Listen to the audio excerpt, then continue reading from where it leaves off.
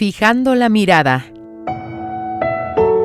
Fijemos la mirada en Jesús, el autor y consumador de la fe, quien por el gozo que le esperaba, sufrió la cruz y menospreció el oprobio, y se sentó a la derecha del trono de Dios.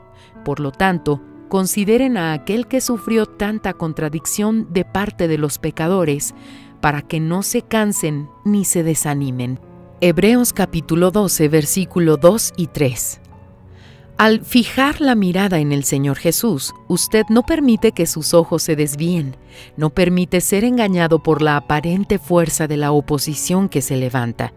Fijando la mirada en el autor y consumador de nuestra fe, logramos resistir a todo. En esta fe, nuestras fuerzas se renuevan. A cambio de la alegría que nos es propuesta, es decir, de la salvación de nuestra alma, no les hacemos caso a las afrontas públicas que sufrimos.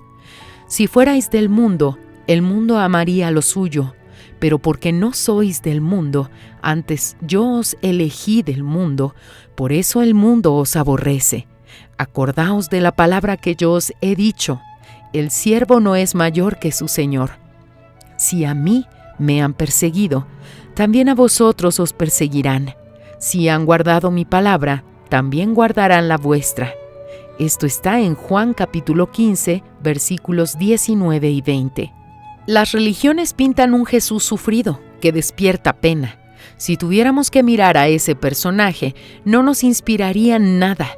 En realidad, nos inspiraría aún más desánimo y dolor. Sin embargo, el Señor Jesús fue valiente y fuerte desde el comienzo hasta el fin, indignado contra la incredulidad, indignado contra la hipocresía, indignado contra la religiosidad vacía que no cambiaba la vida de nadie. Él se mantuvo firme en su misión por la certeza de que lo que tenía que hacer era mucho más importante y urgente. No usó la emoción, usó la fe, la certeza, la convicción. Es en el Jesús verdadero que hoy usted debe reflejarse. Al enfrentar problemas y oposición, fije su mirada en Jesús.